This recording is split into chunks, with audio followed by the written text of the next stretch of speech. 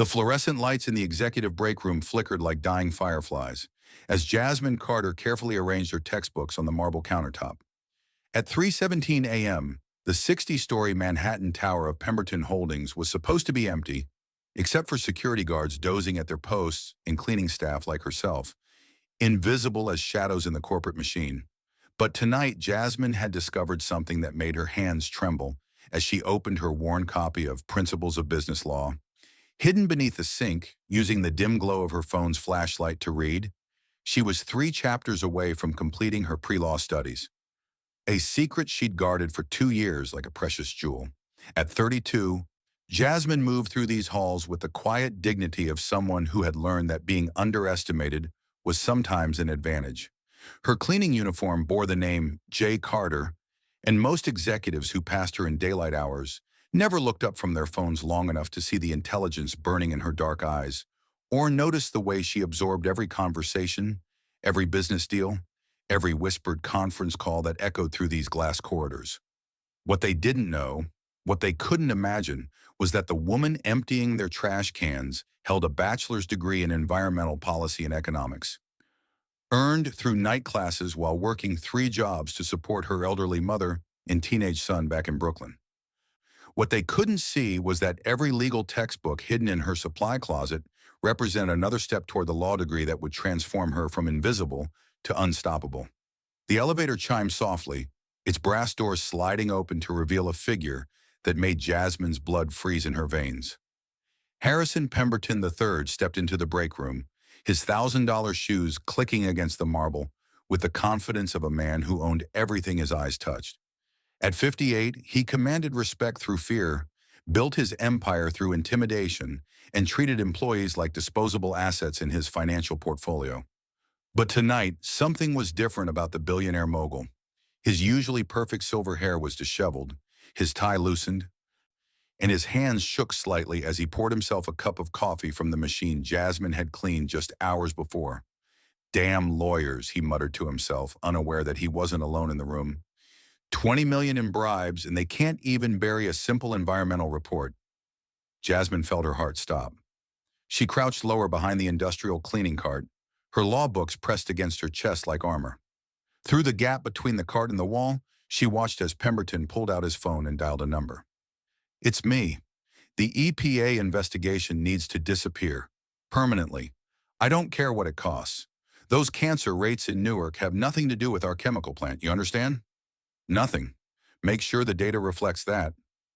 The words hit Jasmine like physical blows. Newark. Her neighborhood. The place where her son attended school, where children played in parks built on contaminated soil, where families like hers lived and breathed poison, while men like Pemberton counted profits from their glass towers. Her phone was in her pocket, recording button just a touch away.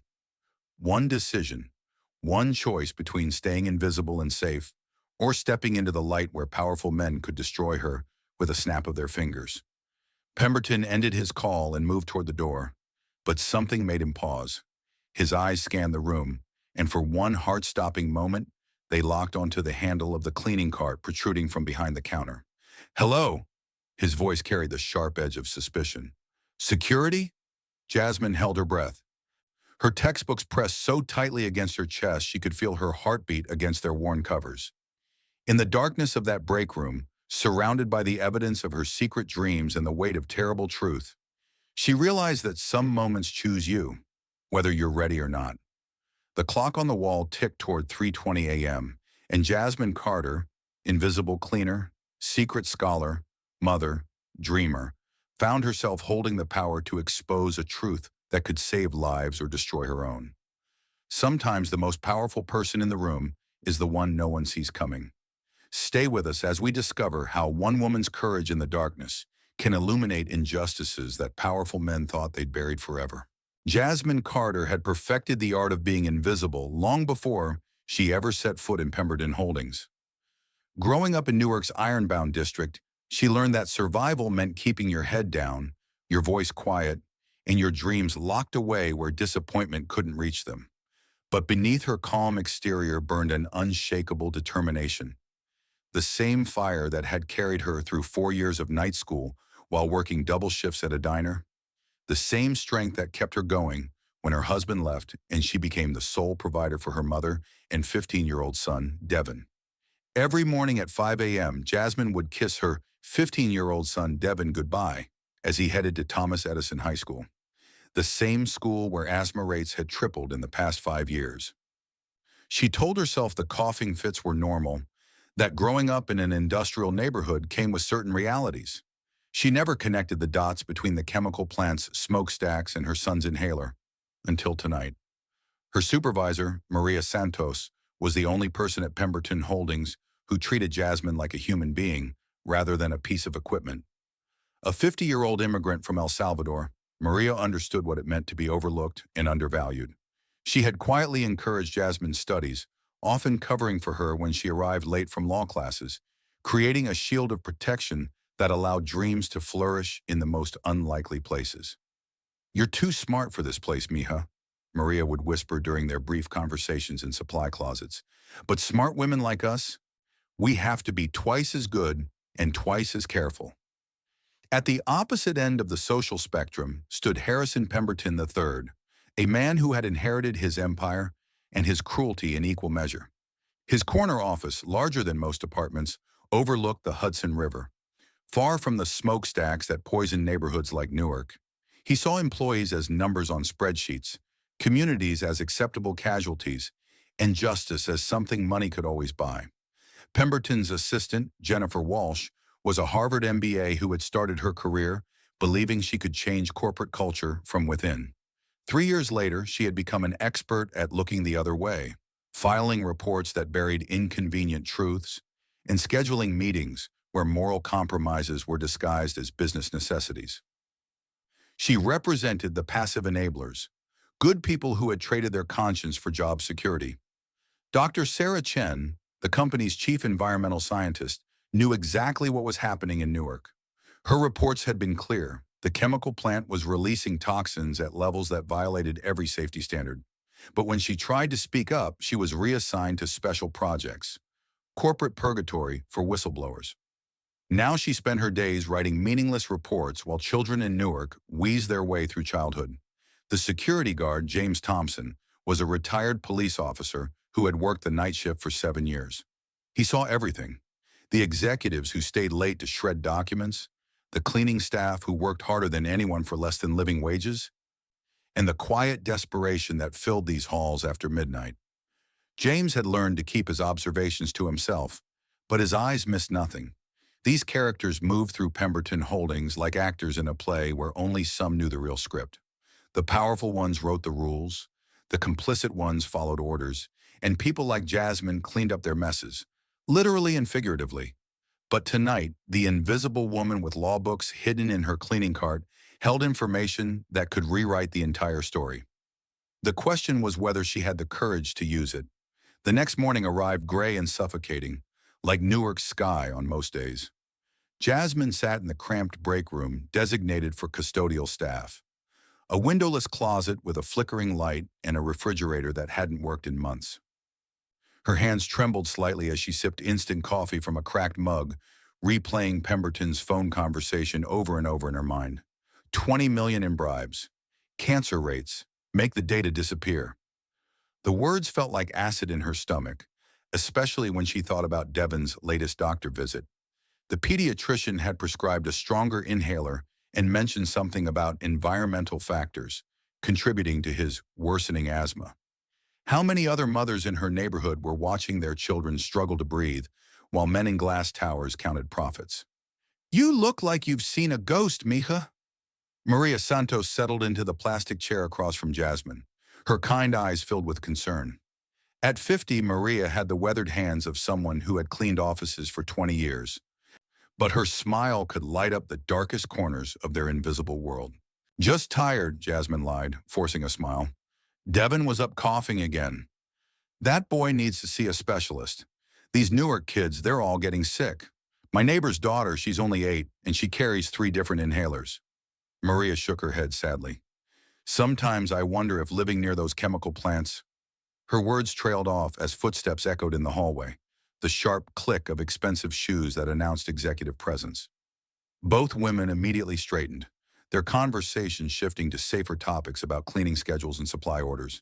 In their world, curiosity about corporate business was a luxury they couldn't afford. Pemberton's voice boomed from the executive break room, where he was conducting what sounded like a high-stakes conference call. I don't care if every tree hugger in New Jersey is screaming about cancer clusters. Our lawyers have assured me that correlation doesn't prove causation. The plant stays open.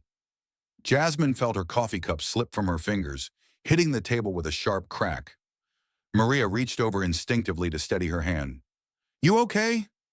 Before Jasmine could answer, the door to their break room swung open with aggressive force. Pemberton stood in the doorway, his silver hair perfectly styled, his suit worth more than Jasmine made in 6 months. His cold blue eyes swept over them with the disdain of a king examining peasants. Who authorized cleaning staff to use this break room during executive hours? The question hung in the air like poison. Maria stood up quickly, her voice barely above a whisper.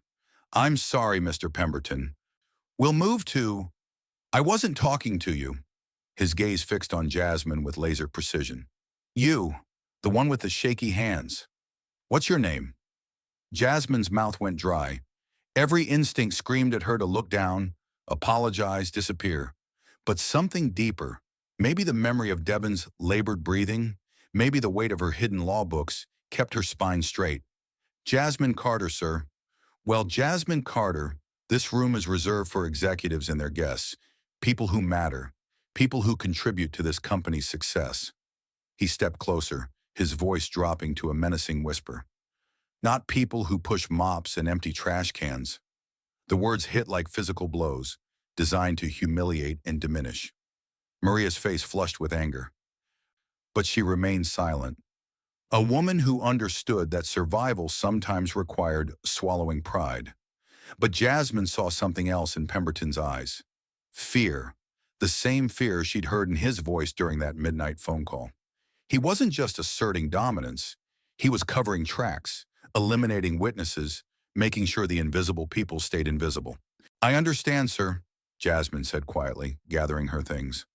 As she stood to leave, her psychology textbook slipped from beneath her jacket and hit the floor with a loud thud. Pemberton's eyes narrowed as he stared at the book. What's that? Nothing important.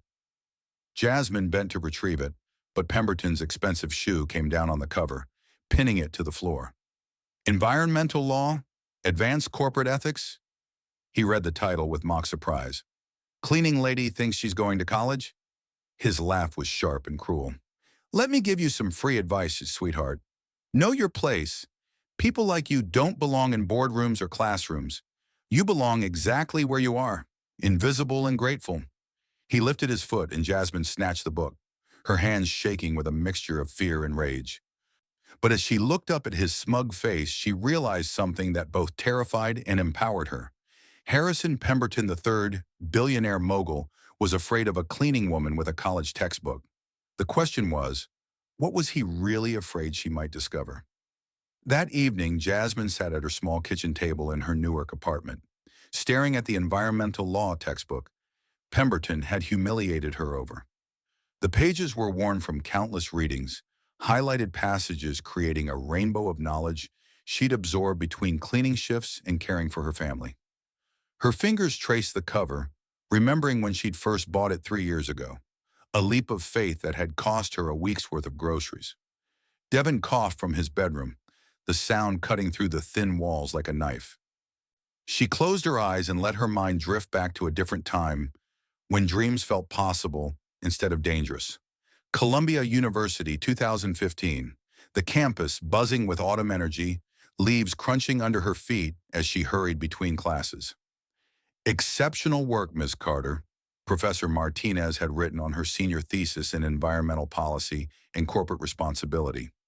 You have a rare ability to see patterns others miss, to connect seemingly unrelated facts into compelling arguments. Have you considered law school? She had considered it, more than considered it. She'd been accepted to 3 law schools, including Columbia's evening program. But then life happened the way it always seemed to happen to people like her. Her husband left, taking their savings and leaving behind a mountain of debt. Her mother's diabetes worsened, requiring expensive medications and constant care. Dreams got folded up and put away like clothes that no longer fit, but she never stopped learning. Even while working at the diner, even during those first months cleaning offices at night, she read everything she could get her hands on. Corporate law, environmental regulations, civil rights cases. She memorized legal precedents the same way other people memorize song lyrics, storing them away for a future that felt increasingly unlikely. The notebook beside her textbook was filled with her careful handwriting, observations she'd been making for months about Pemberton Holdings. She'd noticed things that others missed because they assumed cleaning ladies didn't understand business conversations. She documented meeting schedules, overhead phone calls, and patterns in document disposal that painted a picture of systematic corruption. What she'd witnessed last night wasn't just another piece of the puzzle. It was the keystone that made everything else make sense. The late-night meetings between Pemberton and EPA officials, the environmental reports that mysteriously disappeared from executive desks before she could empty their trash cans, the phone calls to Delaware law firms specializing in shell companies. She opened her laptop, a 5-year-old machine Devin had helped her buy with his part-time job money, and stared at the cursor blinking in the empty document. Her fingers hovered over the keys, muscle memory from her college days still sharp despite the years of manual labor. Subject, pattern of environmental cover-up at Pemberton Holdings. Evidence, summary, documented violations, 2019 to 2024. She began to type, her words flowing with the precision of someone trained in legal writing, someone who understood how to build a case from scattered evidence. Each sentence was carefully crafted, each fact supported by the observations she'd been quietly collecting. Devin coughed again, harder this time. Jasmine looked toward his room, then back at her screen. She had enough evidence to expose Pemberton's crimes, enough legal knowledge to present it properly, and enough motivation to risk everything. The only question was whether the world was ready to listen to a cleaning lady who had never stopped being a scholar. 3 days later, the executive boardroom of Pemberton Holdings buzzed with nervous energy. Emergency meetings weren't unusual in the corporate world, but this one felt different. EPA investigators had arrived unannounced that morning, armed with warrants and questions that made even seasoned executives sweat through their $1,000 suits. Jasmine pushed her cleaning cart down the hallway, her heart pounding as she approached the boardroom. Through the glass walls, she could see Pemberton pacing like a caged animal, his silver hair disheveled, his usual confidence cracking under pressure. Seated around the massive conference table were EPA Director Patricia Wells, 3 federal investigators, and Pemberton's team of high-priced lawyers. "This is harassment, pure and simple," Pemberton's voice carried through the supposedly soundproof glass. "You have no evidence linking our plant to any health issues in Newark." Director Wells, a stern woman with steel gray hair and the bearing of someone who had fought corporate giants her entire career, spread documents across the table. "Actually, Mr. Pemberton, we have quite a bit of evidence. Someone has been very thorough in documenting your company's violations." Jasmine felt her breath catch. She had submitted her evidence package anonymously 3 days ago, never imagining it would lead to this moment. Her hands trembled as she pretended to dust the hallway furniture, straining to hear every word. "This is ridiculous!" Pemberton slammed his fist on the table. "Some disgruntled employee probably made up these allegations. You're basing a federal investigation on gossip and speculation." "Actually," Director Wells opened a thick folder, "the evidence shows a sophisticated understanding of environmental law and corporate structure. Whoever compiled this has extensive knowledge of legal procedure and scientific documentation. This isn't gossip, Mr. Pemberton. This is a meticulously researched case that connects 5 years of systematic violations." Through the glass, Jasmine watched Pemberton's face drain of color as Director Wells read from her carefully typed report. Every midnight phone call she'd overheard, every shredded document she'd photographed before it hit the trash, every meeting schedule that revealed the pattern of corruption. "Someone has been watching your company very carefully," Director Wells continued. "They've documented bribes to local officials, falsified environmental reports, and systematic efforts to suppress health data. They even recorded conversations between you and your lawyers discussing these activities." Jasmine's phone, which she'd kept recording during her cleaning shifts, had captured more than she'd initially realized. Hours of conversations, admissions, and planning sessions that painted a complete picture of corporate malfeasance. Pemberton's lawyer, a sharp-featured man named Robert Klein, leaned forward desperately. Director Wells, even if these allegations were true, which they're not, you can't prove Mr. Pemberton had direct knowledge of any improper activities. That's when Jasmine made her decision. The moment that would change everything. She knocked on the glass door, her cleaning supplies in hand, playing the role everyone expected. "Excuse me, sorry to interrupt. Should I come back later to clean the conference room?" Director Wells looked up with surprise. "That's fine. We'll be here for a while." But instead of leaving, Jasmine set down her spray bottle and pulled out her phone. "Actually, Director Wells, I think you might want to hear this recording from 3 nights ago." The room fell silent. Every head turned toward the woman they had dismissed as invisible, irrelevant, beneath notice. "I'm sorry, who are you?" Director Wells asked. "Jasmine Carter. I work night cleaning here, and I'm the person who compiled that evidence report." Pemberton's face went from pale to purple. You're just a Columbia University graduate with a degree in environmental policy and economics," Jasmine interrupted, her voice steady and clear. "Someone who's been documenting your crimes for 8 months while you treated me like I was too stupid to understand what I was seeing." She pressed play on her phone, and Pemberton's voice filled the room. "20 million in bribes, and they can't even bury a simple environmental report. The EPA investigation needs to disappear, permanently. Those cancer rates in Newark have nothing to do with our chemical plant." The silence that followed was deafening. Pemberton's lawyers exchanged panicked glances. The EPA investigators leaned forward with renewed interest. And Harrison Pemberton III, billionaire mogul and destroyer of communities, stared at the cleaning woman who had just destroyed his empire. "You recorded me illegally," he sputtered. "This is entrapment. She's a disgruntled employee making false accusations." Director Wells stood up slowly, her eyes fixed on Jasmine with something that looked like respect. "Ms. Carter, am I correct in understanding that you've been conducting your own investigation while working as a member of the cleaning staff?" "Yes, ma'am. When you see children in your neighborhood struggling to breathe while executives discuss covering up the cause, you find a way to fight back." The power shift was complete. The invisible woman had become the most important person in the room, and the mighty Harrison Pemberton III was about to fall. 6 months later, the New York Times headline read, "Environmental Hero from Cleaning Lady to Corporate Whistleblower." But Jasmine Carter barely had time to read newspapers anymore. Her new corner office at the EPA's Regional Environmental Justice Division overlooked the Hudson River, and her days were filled with protecting communities that powerful corporations had written off as acceptable casualties. Director Wells had offered her the position 3 weeks after Pemberton's arrest, recognizing that someone who could build a federal case while emptying trash cans possessed exactly the kind of intelligence and dedication the agency needed. "We need investigators who understand how to see what others miss," she had said. "People who can move through corporate spaces and recognize patterns that attorneys in $1,000 suits overlook." The offer came with a salary that made Jasmine's hands shake when she first saw the numbers. Enough to move her family out of Newark's polluted air. Enough to ensure Devon could breathe freely for the first time in years. Enough to prove that education and persistence could triumph over prejudice and power. Harrison Pemberton III's fall had been spectacular and swift. The FBI investigation that followed Jasmine's evidence uncovered a web of corruption spanning 15 years and involving dozens of government officials. The chemical plant was shut down permanently, its toxic legacy finally acknowledged. Pemberton himself was sentenced to 12 years in federal prison. His empire dissolved to pay for environmental cleanup and medical care for affected families.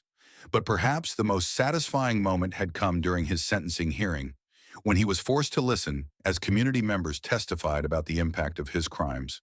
Devon, now 16 and breathing freely thanks to clean air and proper medical care, had spoken about the fear of not being able to catch his breath, about missing school because of asthma attacks that were preventable. "Mr. Pemberton never saw us as real people," Devon had said, his young voice steady and clear. "But my mother saw us. She saw our community when no one else would look." The corporate culture at what was now called Hudson Environmental Solutions, the company built from Pemberton Holdings' environmental division, had transformed completely. Maria Santos had been promoted to head of facilities management, her years of quiet dignity finally recognized and rewarded.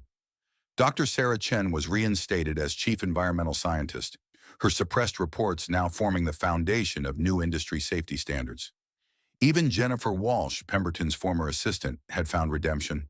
She became a key witness in the federal investigation, her detailed knowledge of the company's inner workings helping prosecutors build their case. She now worked for a nonprofit organization that helped corporate whistleblowers navigate the legal system. James Thompson, the security guard who had watched everything unfold, became something of a legend among the building's workers. "That's the woman who brought down a billionaire," he would tell new employees, pointing to Jasmine's official portrait hanging in the lobby. "She was right here the whole time, and none of us knew we were watching history being made." The impact extended far beyond one company. Jasmine's case became a model for environmental justice advocates across the country. Law schools invited her to speak about using legal knowledge to fight corporate power. Community organizations sought her advice on documenting environmental crimes. She had become living proof that education could be a weapon against injustice, even when wielded by someone society had trained itself not to see. On quiet evenings, Jasmine would stand in her new office, looking out at the river that was slowly healing thanks to enforced environmental protections. Her law school textbooks lined the shelves behind her desk. No longer hidden contraband, but tools of justice displayed with pride. Devin would visit her sometimes after school, his breathing easy now, his future bright with possibilities his mother had fought to secure. "Mom," he had said recently, "when I grow up, I want to fight for people the way you did." The invisible had become unstoppable. The overlooked had become essential. And somewhere in Newark, children played in parks that were finally safe, breathing air that was finally clean, protected by a woman who had never stopped believing that knowledge was power, and that power belonged to anyone brave enough to claim it. Justice, it turned out, had been hiding in plain sight all along. 2 years later, Jasmine Carter stood before a graduating class of community college students in Newark.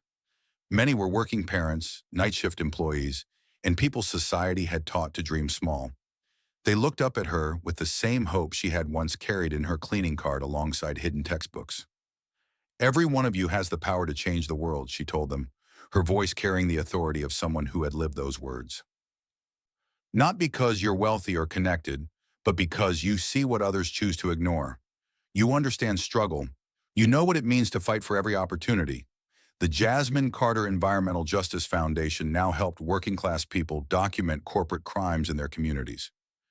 Her team trained janitors, security guards, and service workers to recognize patterns of environmental racism and corporate corruption. They provided legal support, educational resources, and most importantly, the knowledge that their voices mattered. Meanwhile, Harrison Pemberton III sat in his federal prison cell, reading news articles about the thriving communities his company had once poisoned. The chemical plant site had been transformed into a public park where children played safely. The Newark neighborhood that had suffered for decades was now a model for environmental recovery. Devin, now 18 and preparing for college on a full scholarship, often accompanied his mother to speaking engagements. "My mom taught me that being invisible doesn't mean being powerless," he would tell audiences. "Sometimes the most important person in the room is the one nobody notices." The truth is simple. Every person has the potential to be extraordinary. Every janitor might be a scholar. Every overlooked worker might hold the key to justice. Every quiet voice might carry the power to topple empires built on lies. Your dreams matter. Your education matters. Your voice matters, even when the world tells you otherwise. The next time you see someone society has made invisible, remember Jasmine Carter. Remember that heroes don't always wear capes. Sometimes they wear work uniforms and carry hope in hidden places. If this story inspired you to see the power and persistence in education, like this video and hit that subscribe button. Share this story with someone who needs to remember that their dreams are worth fighting for. Because change doesn't start in boardrooms. It starts with people brave enough to believe they deserve better and courageous enough to fight for it.